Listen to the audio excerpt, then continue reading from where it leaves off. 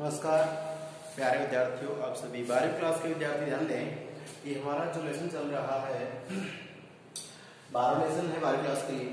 तो 12वें लेसन में हमारे हैं मजदूरी और प्रेम, एक निबंध है ये, और निबंध की रचना करने वाले हैं सरदार पूर्ण सिंह। और सरदार पूर्ण सिंह का मैंने आपको प्रथम वीडियो जो है वो आपको भेज दिया है, जैसे मुनासिब आप देख सके, और उसमें मैंने लेखक परिचय पूरा बना के आपको दिया है।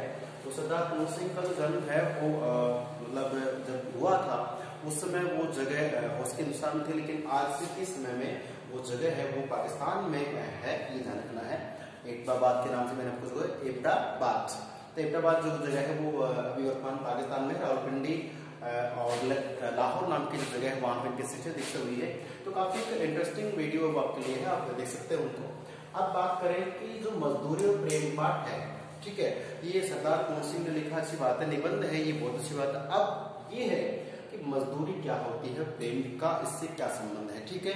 तो प्यारे बच्चों, आप जानते हैं मजदूरी की डेफिनेशन, हालांकि कुछ बच्चे ऑफलाइन क्लास लेते हैं तो वो फेस पे समझ चुके हैं। उन्हीं बातों को मैं आपको वापस दोहरा रहा हूँ, जो आप आने में सक्षम नहीं है वो प्यारे बच्चे ध्यान से सुने कि मजदूरी का जिक्र आता है, सब समझते हैं अर्न से मतलब पैसा कमाने से मतलब होता है। पैसा क्यों कमाता मनुष्य, तब जानते हो कि मनुष्य की मूलभूत आवश्यकताओं की काउंटिंग करें तो रोटी कपड़ा मकान, यही था शुरुआत में, रोटी कपड़ा और मकान। लेकिन आज जो है वो मनुष्य की मूलभूत आवश्यकताओं में इजाफा हुआ है। रोटी कपड़ा मकान, शिक्षा और स्वास्थ्य, ये दो चीज और जुड़ गई है। और शिक्षा और स्वास्थ्य ये कंपल्सरी हो गए हैं। पहले रोटी कपड़ा और मकान था, तो रोटी से पेट भर लिया, कपड़े से तन ढक लिया, और मकान हमें सर्दी छांव धूप से बचाने के काम आता है, सीधी सी बात है। लेकिन इसमें तो मनुष्य केवल वो जानवरों की तरह शुरुआत वाला ही था, फिर उससे तो विकास करना, आगे बढ़ना है, और कभी उसका स्वास्थ्य खराब भी तो हो सकता है। तो स्वास्थ्य अच्छा चाहिए उसको, उसके लिए मेडिकल हो या कोई अच्छी चीज हो, और उसको ज्ञान के लिए क्या चाहिए, शिक्षा। तो रोटी कपड़ा मकान शिक्षा और स्वास्थ्य, हमें 5 चीजें चाहिए होती हैं, और 5 चीजों के लिए मनुष्य को क्या करना पड़ता है, मेहनत करनी पड़ती है, पसीना बहाना पड़ता है, तब तो पैसे आते हैं। उन पैसों को कमाना या अर्न या मजदूरी कहा जाता है, ठीक है। कि व्यक्ति अपना भरण पोषण करने के लिए, अपना स्वयं का, अपने बच्चों का परिवार पालने के लिए क्या करता है, जो मजदूरी करता है, जो मेहनत करता है, फिर चाहे वो बहुत बड़े पद पे बैठ कर करता है या फिर छोटे काम के लिए करता है। कुल मिला के कोई व्यक्ति अपना भरण पोषण जो करता है, तो जो कमाता है, जो पैसा है, उस पैसे को ही क्या कहते हैं, मजदूरी, उस कमाने को मजदूरी कहा जा रहा है। तो मजदूरी जो है वो मजदूरी जब दी जाती है, मेहनताना जब दिया जाता है, उसको किस रूप में चुकाए। एक मजदूर अपने घर पे आता है, काम करता है, और जब वो शाम को जाता था उसे पैसे दे, लो साहब आपके 500 रुपए 400 बने हैं, ये आप ले लीजिए, ये दे दिया और खत्म। ये यहाँ पे सरदार पूर्ण सिंह जो पेशे रूप से एक शिक्षक थे, और शिक्षक आत्मस्थ समाज का एक ऐसा पहलू होता है जो अच्छे बुरे की पहचान करता है, भावनाओं की कदर करता है। तो जो हमारे यहाँ पे लेखक है सरदार पूर्ण सिंह, उन्होंने कहा है, बताया है कि भावनाओं के आधार देखा जाए तो ऐसा नहीं कि उस व्यक्ति ने दिन भर खून पसीना बहा के आपका कार्य किया, आपके लिए सहूलत दी है, वो सहूलत का यह आप उसके कार्य का जो कर चुका रहे हैं वो आपने 500-400 रुपए दिए और काम तमाम हो गया है। कई बार क्या होता है कि वो पैसा भी उसको देर से मिलता है, बहुत बाद मिलता है, तो उसकी भावनाएं तो बहुत देर बदलाई देती हैं। सीधी सी बात है कि यहाँ पे जब मजदूर की मजदूरी दी जा रही है तो चुकाने का तरीका क्या होना चाहिए, कोई बात ध्यान करने वाले पर, कि मजदूर को मजदूरी चुकाते समय सिर्फ पैसा रुपया कपड़ा लत्ता यही ना दे, उसके साथ 2 मीठे बोल प्रेम की भाषा के बोले, ठीक है। तो मजदूर की मजदूरी के साथ क्या देना, हमारे को प्रेम के साथ व्यवहार करना है, ताकि उसको लगे हाँ कि मैंने जो किया है वो किसी सही इंसान के लिए किया है, ठीक है। तो यहाँ कोई समझ की बात कर रहे हैं। इस निबंध में आधुनिक युग का, जो आधुनिक जमाने में क्या हो गया कि देखिए पहले है ना हौसले पैसा कम होगा, कमाने का तरीका अलग होगा, लेकिन ये 101% है। आप और हम देखें तो हमारे जो पूर्वज दादा मम्मी पापा जो भी हैं, उनसे कुछ देखिए, उनसे थोड़ा पहले का देखें कि मनुष्य की रिस्पेक्ट करता था, इज्जत मान सम्मान करता था। हाँ, ये बात डरता भी था, लेकिन मनुष्य की रिस्पेक्ट करता था। तो उस टाइम भावनाओं की कद्र होती थी। लेकिन आज मनुष्य जो है उसे अच्छे ढंग से बोलना आ गया है, पैसा कमाने का हुनर आ गया है। तो मनुष्य को पैसा कमाना आ गया है, बोलना अच्छा आ गया, इसमें क्या होता है कि मनुष्य किसी का भी अहित कर देता है। और आपने तो अभी दोहे पढ़े होंगे, चाहे तुकाराम जी के हो चाहे तुलसी कबीर के हो, कि हम किसी को तलवार से घाव कर देते हैं, चाकू से घाव कर देते हैं, वो भले ही महीने 2 महीने 6 महीने में ठीक हो सकता है वो घाव, लेकिन बोली का जो घाव होता है वो जल्दी से भरता नहीं है।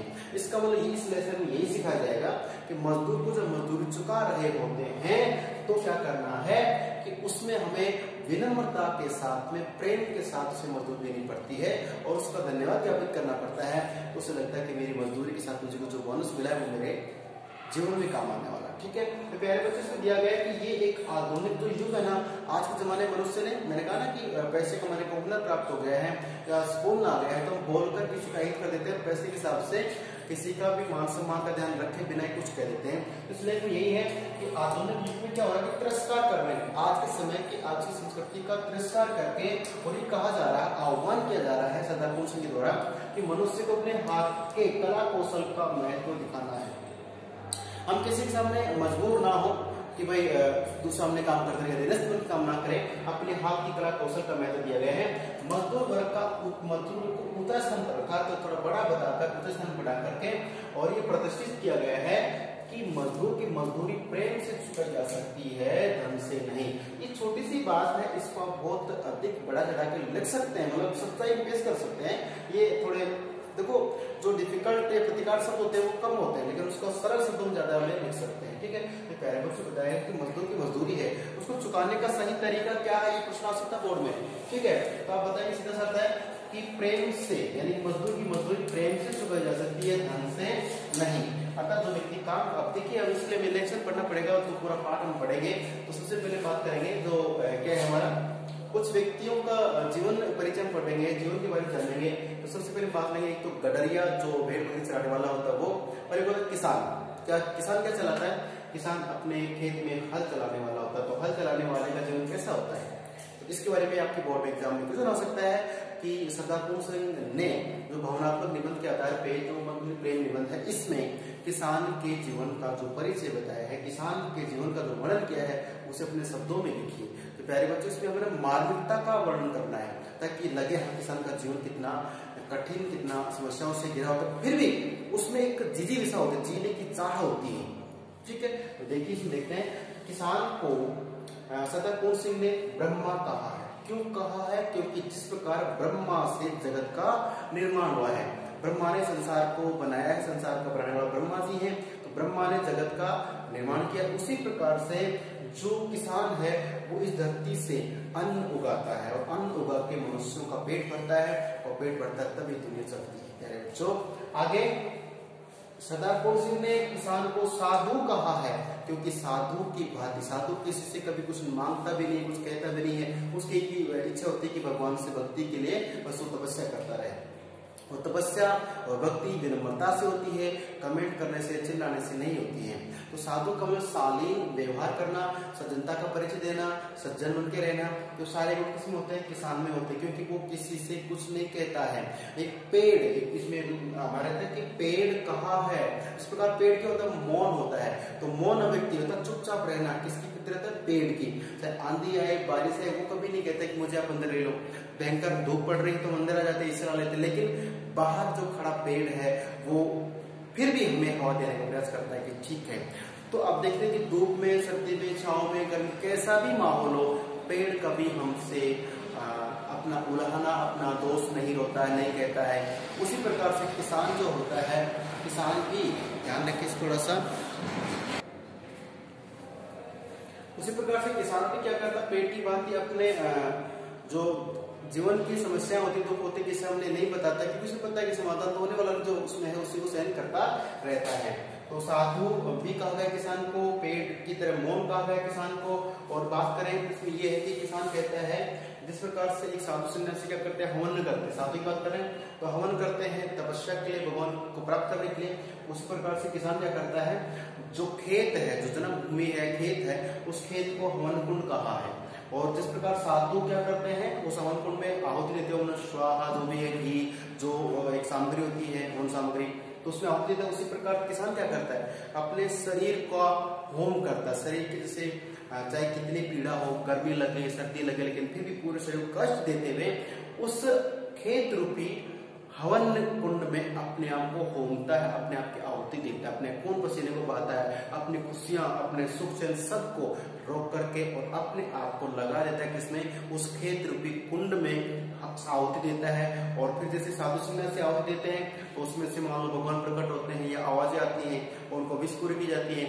यहाँ पे जो किसान है वो अपने आप को साधु मान के और जो खेत है उसको कुंड मान के उस हवन कुंड में क्या दे रहा है, आहुति दे रहा है। किस बात के दे रहा है, अपने खून पसीने को बहाता है खेत में और अपने परिवार को लगाता है, या कई बार परिवार की जो खुशियां होती हैं, ये काम करना नहीं करना, तो कुल मिला के जैसे मान लो सुबह सब लोगों को लेट उठना या फिर बातचीत करना पसंद है, लेकिन किसान सुबह 4 बजे पहुंचा खेत में सब पानी दे रहा है, कभी निराई गुड़ाई कर रहा है, कुछ कर रहा है, तो वो अपने जीवन के जो अनमोल पल है जो बच्चों के साथ बिताने चाहिए, गुजारने चाहिए, विशेष से बच्चों से सबसे बातचीत करनी चाहिए, वो समय भी किसको दे रहा है, खेत को दे रहा है। तो किसान अपना संपूर्ण जीवन वो खेत में होम देता है, खेत में लगा देता है, अपना खून पसीना, अपनी जवानी बुढ़ापा सब उस खेत के लिए और उस अन्न पैदा करने के लिए लगा देता है। तो उसके लिए क्या हो गया, हवन कुंड हो गया और सारी भावना, सारी मेहनत उसमें आहुति हो गई है। इस प्रकार से हम समझ सकते हैं कि साधु होता है वो क्या करता है, खेत को अपना हवन कुंड समझ के उसमें आहुति देता रहता है और उसमें जो प्राप्त होता है वो क्या है, उसकी पसीने की कण है वो एक सफेद